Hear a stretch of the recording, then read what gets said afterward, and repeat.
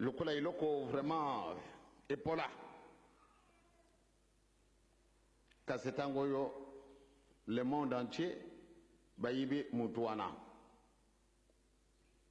lelo yo nangai tomonene bakimbangisa soko bawokinde yo zali kimbangisa bakumona yo lokola mutu na liboma soto na bana klasi na bisu ndenge bazala kuyekolaka nakanisi kanzambe en 1916 papa akomagari kama moko na kayi na ye na kati na kayi na ye alubi ntango de kama 1916 au mois de juillet na 1921 makama mabimi ya solo mpasi ye kasi mpati tuyiba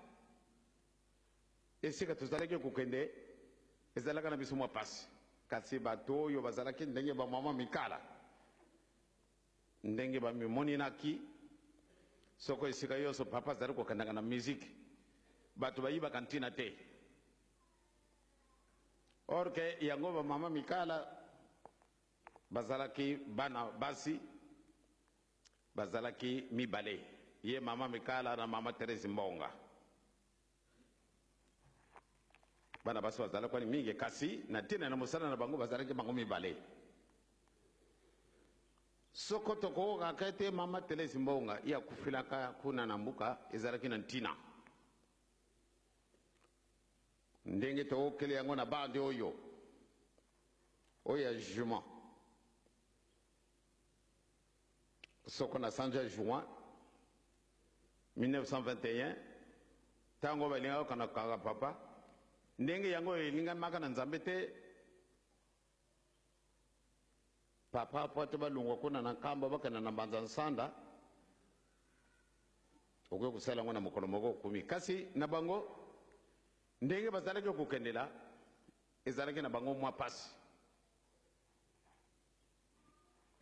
bakumi na nzela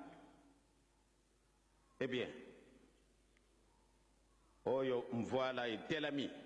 soko mvoila ngo etelami bokokenda lisusu te il faut botelama ye moko kopesa direction tokei ale mokolo wana nzambe amemi bango esika mosusu na mokili oyo ya biso te amemi bango esika moko ya kitoko ya isengo eh bien mindule ya likolo bango bamoni ndenge bato bazala kubeta miziki kuna na isengo na ejwaki bango bamama mikala na bamama Teresi Mbonga na bango batata ndangi eh bien banda tango wana tango bakomi na banza nsanda bamoni ndenge wana balubi ai ngai mama Teresi Mbonga malamu ngai na kufa na ngai pamba te tango mususu bisengo yonga na moni na mokolo malelo tango nakujunga na mbuka ubeni bakoti na ngai isika mususu soko na ngai kubeta mabako lisusu na ukisinza mena ngai soni banda tango wana ngai na kumona lisusu bisengo boyote nzambe abongisi likamuna ye liwa ya mama Teresi Mbonga izalaki ndenge wana pamba te ye moko soko alingaki akokuzala vivante ti lelo ndenge tomoni monument na biso mama mikala l'âge de 12 ans kasi lelo tozali na 1989 mama mikala ye wana azali wana mandombe condamné à 2 ans mais asali 40 ans de prison or que ezali elaka ya nzambe nzambe akosaka te na 1958 ntango nasalaki accident namonaki mwa pasi na kati na motima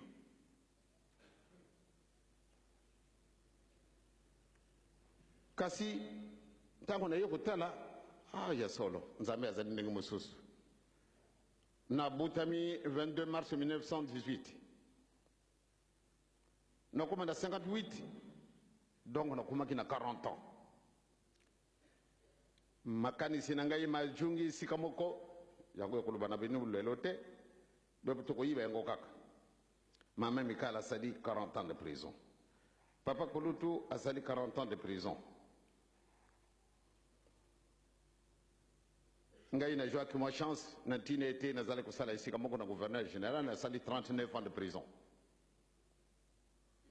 lelo oyo ndenge ezali kolobama l'état belge à reconnaître Linguma Nabisu le 24 décembre 1959. Lelo Tozali en 1989. Tu fêté 30 ans.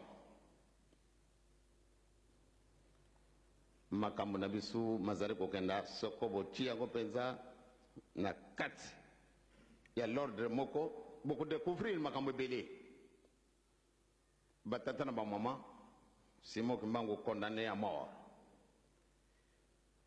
Vous allez que moi ba bruit belé.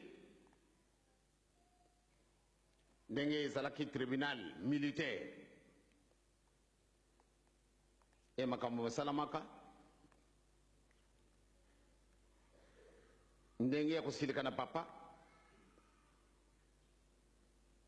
Ndenge lubilaki. Ndaku ye pasuki portrait du roi Izalaki na mur et kwei na makas na mabele ebe bapanzani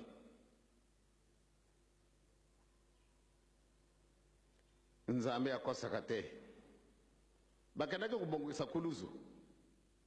mpo ate batie ye na kati na kuluzu kasi yesu alubi wana ekoko kusalama te nde batie ye na kuluzu un seul sacrifice donc ya ye moko nkolo yesu oyo atindi biso ye papa siboki mbangu babongisaka liwana ye ndenge na ndenge ntango bamoni ete baoyo bakendaki kokata kuluzu babongisi bien tango bazali kubutana mbazangungu bachi kuluzu wana na likolo ya roli bien roli wana esali marche arrière eke kukweya kuluzu wana ebukani mundele pe abukani likolo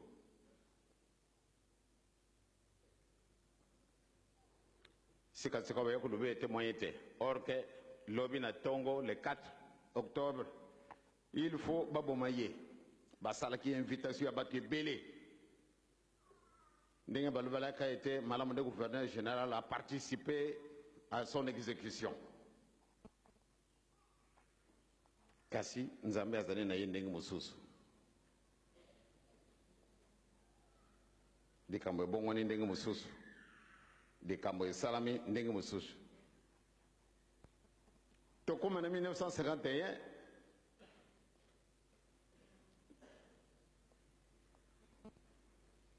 Simon Kimbangu, le 4 octobre 1921, ndemo kolwana balinga ndiba exécuté na 8 heures. Na miso matata nzambe ndenge balobaki nde bakobomaye, donc basi babomaki déjà. Na 1951 atikali na kati na mwanda kuna ye 30 ans. Le 4 octobre na Tongo malgré fungule kozalaka na M. Servet oyo azalaki directeur de prison kasi na tongo bakuti ye avandi na porte ya ndako na ye mingi na kati na biso tosi tomoni yango ezala bamusicien ezala bambuta bamama bato mingi basi bamoni esika wana papa bimi alobi banda lelo boloko na ngai esili le 4 octobre 1921 au 4 octobre 1951, exactement 30 ans. Mais, ndenge wana ndako ekangami ya bimi avwandi wana baye kukutana kimbangu nani mutu abimi siyo nazari ko besoin de binu bo bimisanga ite na vwandi na binu awo mbona tukumbi satu na lingi kukanda isika ngana lingi na kei nazari na pouvoir na binu te bo kama te musuni na ngai bo china ndako oyo soko mingi oyo tokucholaka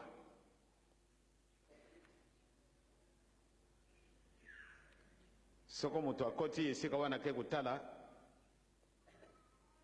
mbala ya mona na kota na kati na ndako wana ya papa azalaka na boloko ndenge na silika kimbokolo wana na yibite bamundela bamona kinga yilo kula soko nini pambate un être humain bakeda kuche na mwanda kwana na chaleur ndenge wana kasi makambo manso kaka isika wana ovande na mbeto na ye olale na dikolo na sima mbeto te kasi makambo manso kaka isika wana kulia na ye isika wana kokana kusala makambo ya toilette yozo to isika wana nyonso tu kasi andima ki 30 ans kasi mokolo wana lubi na kokota disusu nanda kuwana te. Eh bien, vraiment, na Lubumbashi babanga ki ba autorité gouverneur Ocho na ibiye amoni passe ya téléphoné wa Kinshasa tango alubi na gouverneur général Pétion ke muntu wana to yibite alubi akuzala disusu nanda kuwana te. Il faut intervention parce que soko akei boyo bisu to baby. Eh bien, ma militaire en état d'alerte. Bango bakanisa kende ale akokima obia sala de kamona ye ndenge mususu or que tango na ye ndenge nzambe ba okanaki et salamaki simana 30 ans akufi na mokolo mwa mitano le 12 à 15 heures ndenge elakana ye ezalaki Yesu Kristo bakanyi ye na mokolo mitano bakiko bomayi na tongo tongo babakisi na kuluzu simana 30 ans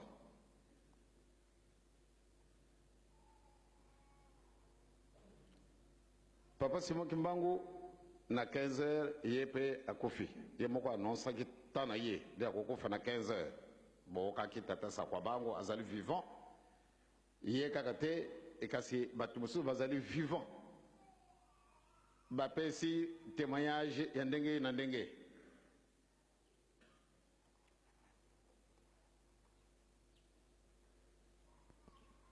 makama salama kasima to sito yibi batata na ba mama na poko wana na le 12 na lunga na biro na kamati velo pate na kana na gar ya kananga na kuma na post pate na kana ku na pesa chia velo isika wana na kanga pate na kana ku tala soko tamu susu na kuku mwana mutu alungwe na Lubumbashi tangwa na Elizabethville pate na kana kuiba nini ikamizali kueleka kuna na Lubumbashi bina Elizabethville tangu na 10 na kiti na velo à peine poate na kana sika kuna na train mo pepe moko yelinga na poesinga na babele e na moni tata moko wasibi velo lituna na ye okay kutuna papa kubanga na yete oh akamatu velo na ngai ngape na tuni kasi yo nani na kumi na traje semana tali na voiture tata moko avwandi abenga Joseph oyo kutuna sangwa tata na yo kubanga na yote azali na ye tre yangu na kei oh ndenge ni wana bon ngampe na kama tinzila na yeko lubara mama makama na moni se persinga ite nenge mama asi ibaki soko di kama nenge toke ku bondela na zale kuzila kaka tele talu banangai tata no ya kofi kasi le 12 jusqu'au 24 le 24 wana tongo wana na ibite soko loko nini ngana aliaki na kaina na bureau na moni gouverneur aye na kaye na tela mi liboso na ye na lubi bien yo zali ya sasa belena de lubawa na lubaki na gouverneur penye alinga mingi ayibaka ba secret na bisu mingi tango na lubi de ya zali ya sasa alors na moni de atalinga bisu makasi ngape matali misu makasi